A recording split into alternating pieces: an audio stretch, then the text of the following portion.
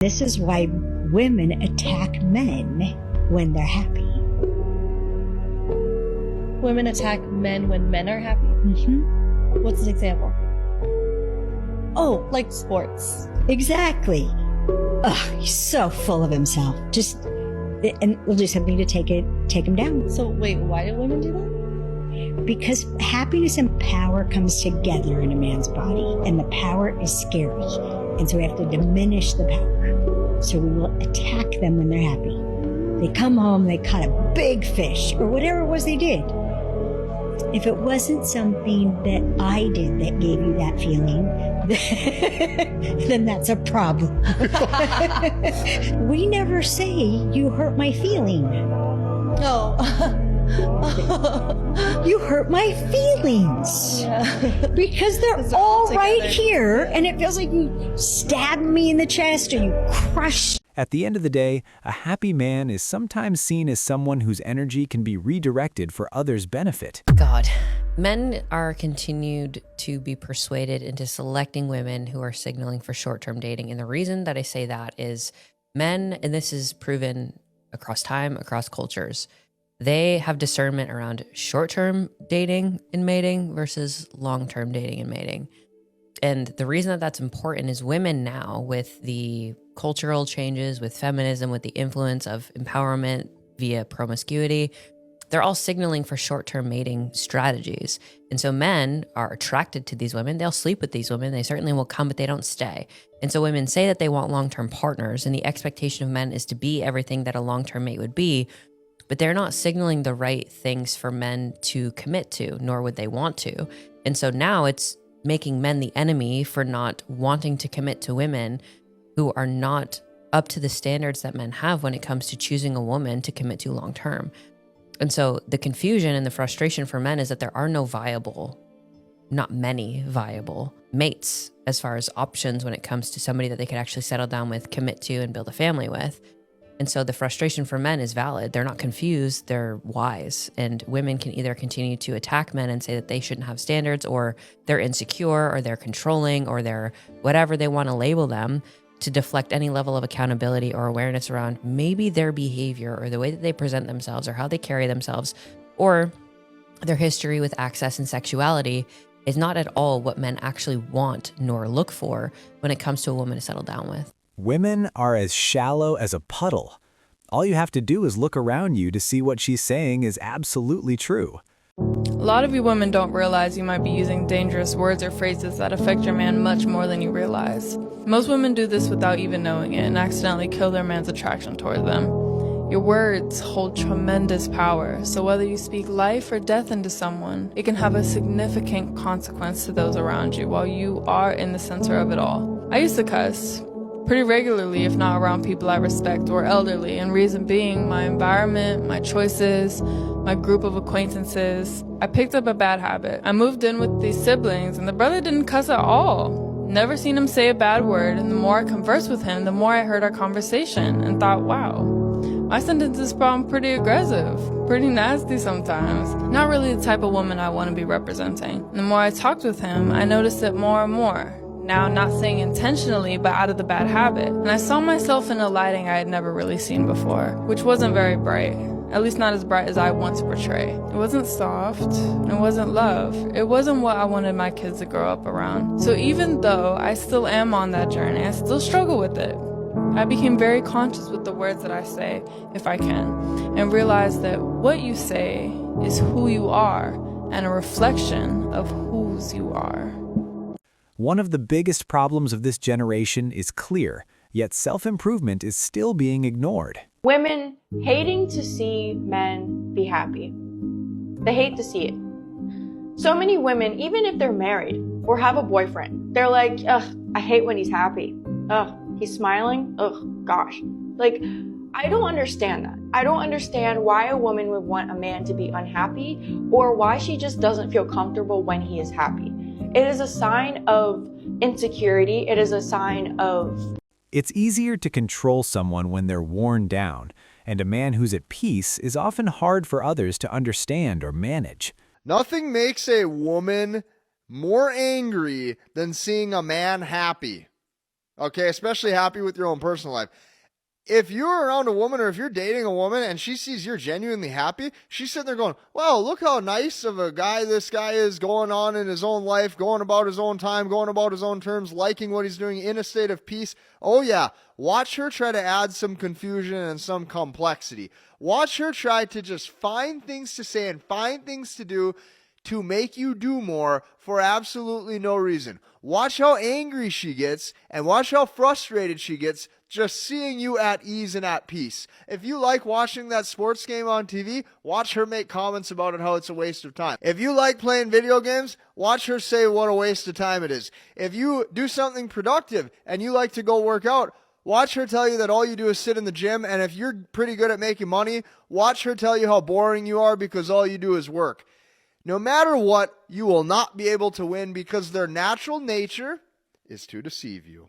If your happiness is only accepted when it comes from her, it becomes exhausting. No surprise many men are choosing to walk away from dating. When a man is handsome, educated, and makes good money but is still single, what's his problem? He found peace in being single. Like, he just enjoys his life a little too much. Why mess with that? When someone can't accept your independent happiness, they sometimes try to interfere with it instead of respecting it. Y'all, being single is actually really fucking nice. Holy shit, after being in a relationship and experiencing it again, so much freedom. You don't have to worry about another person, their actions, or how they hurt you. You have so much more opportunities. I forgot what this felt like.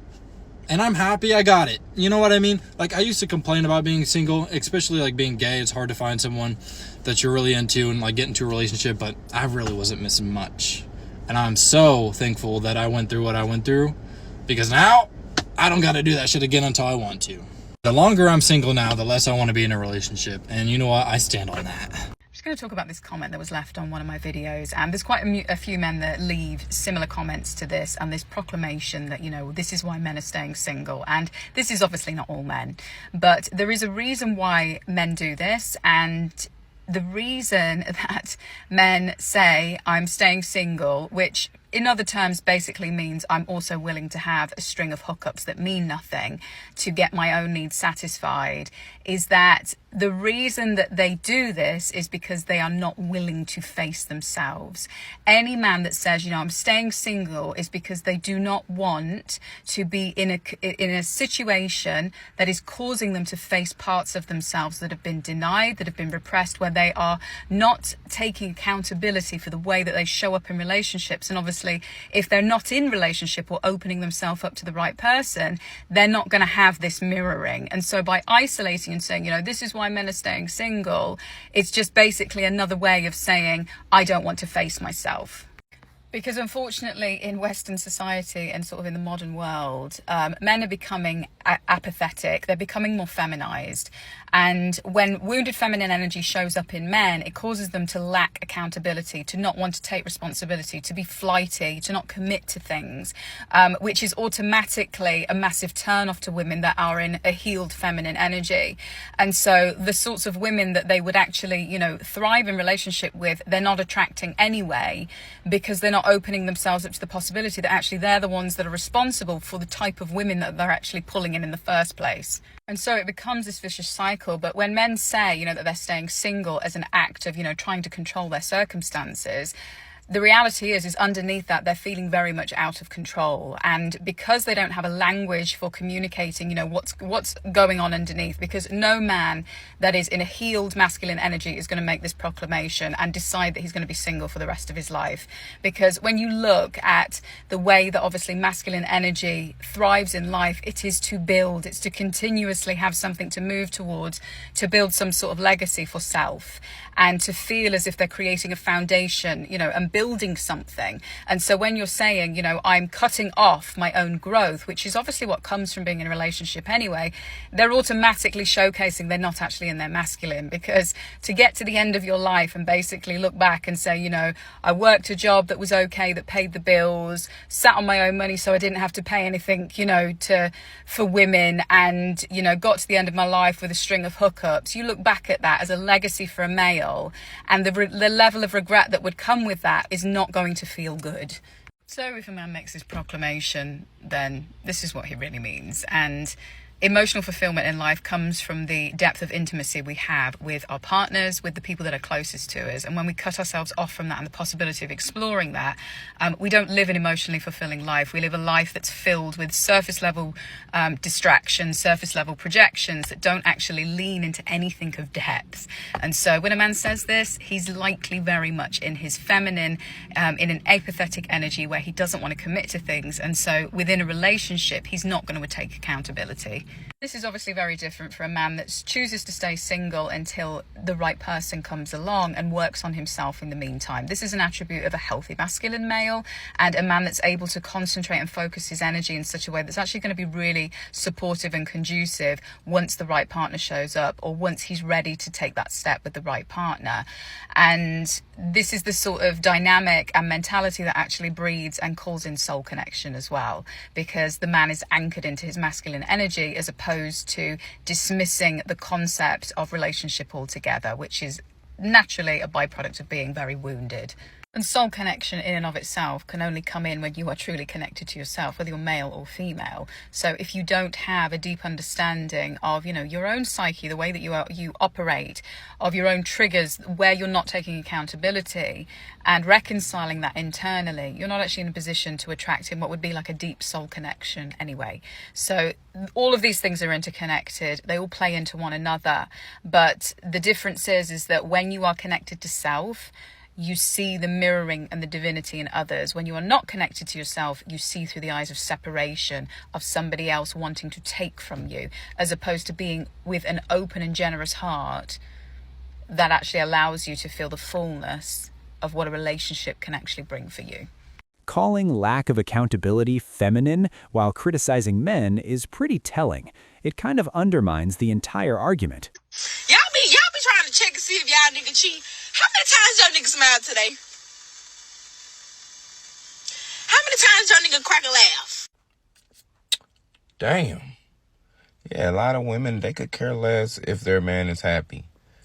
They're checking that phone. They're checking that Instagram. They're checking all social media platforms to make sure that man isn't cheating. This is why I say women don't have intuition. Because if you had intuition, then you wouldn't be checking to see if your man is cheating. You would know your man is cheating. And if you truly had intuition, you would know that your man is unhappy. And you would do things to make that man happy. Because when he's happy, he makes sure you happy. So by making sure your man is good, in return, you're good. But no, check his phone. Check social media, see if he's been liking pictures. Let's just nag to death. Yeah, that's it. I enjoy being single, like I genuinely do. And I don't think people appreciate this enough. Like, don't get me wrong, of course it's great to find your person all at X, Y, and Z, right? But I'm saying I enjoy being single in the sense of me not rushing into literally nothing. Like, not even trying to be in a relationship, just not rushing at all. A lot of times y'all be rushing into relationships and asking for certain things from the man above, but y'all don't even be ready to receive those gifts. So next time you asking for a relationship or you asking for something, make sure you're in a position to receive those gifts from the Most High. Getting a chance to learn yourself is beyond great. It helps you to prioritize yourself in all aspects of life.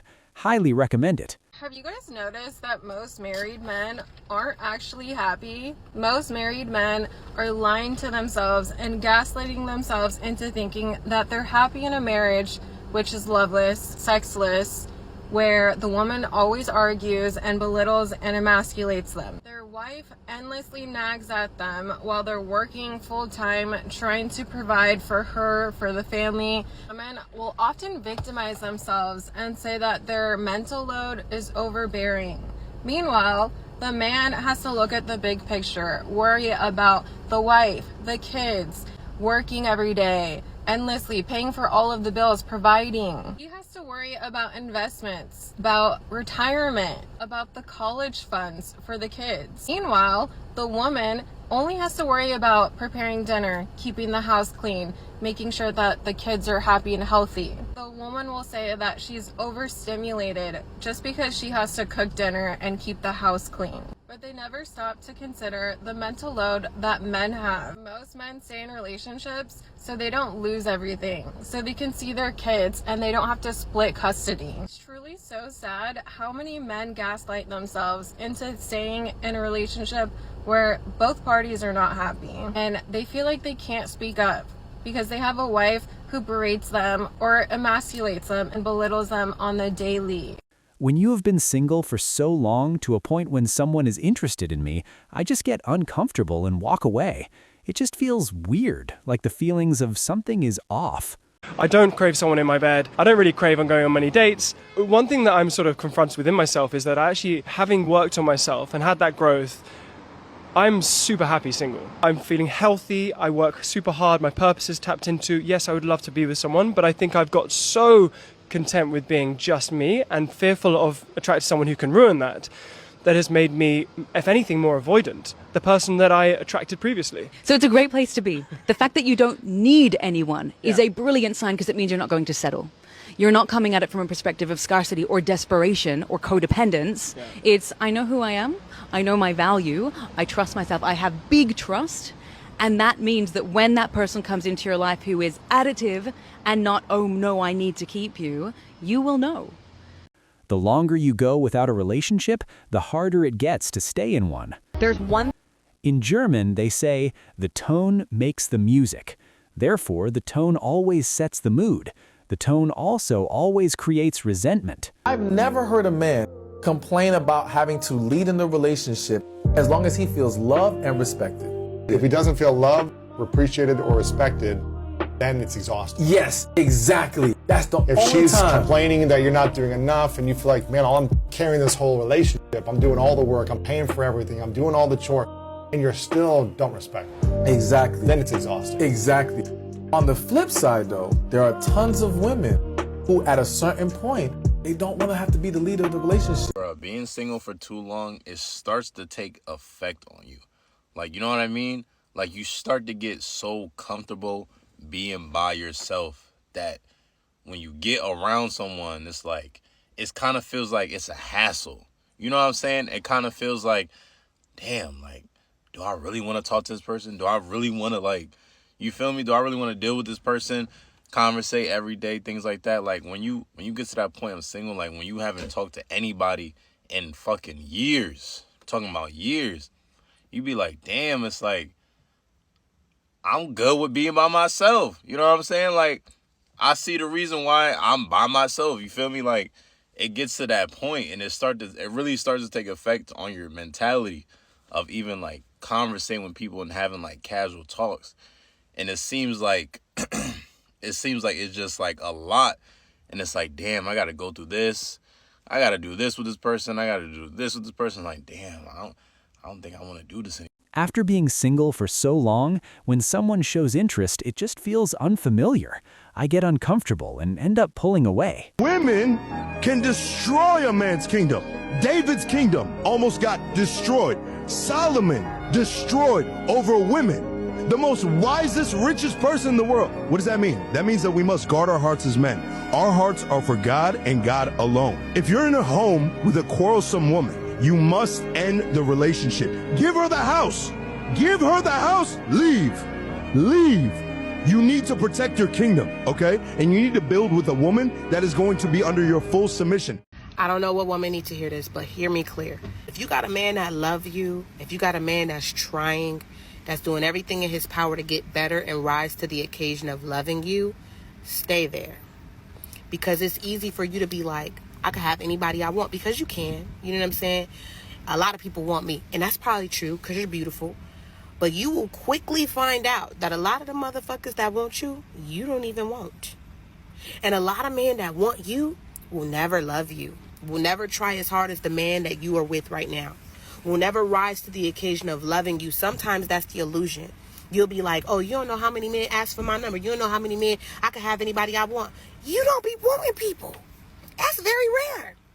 So if you're in a relationship with a man who doing his very fucking best to learn you, to love you, to get better on behalf of loving you, stick the fuck around. Because I'm trying to tell you that a lot of people want you, but a lot of people don't have the capacity to keep you, love you, or take care of you. Do not let the illusion of all these men wanting your number and liking your pictures and getting in your head even fuck you out of a good person that actually care about you.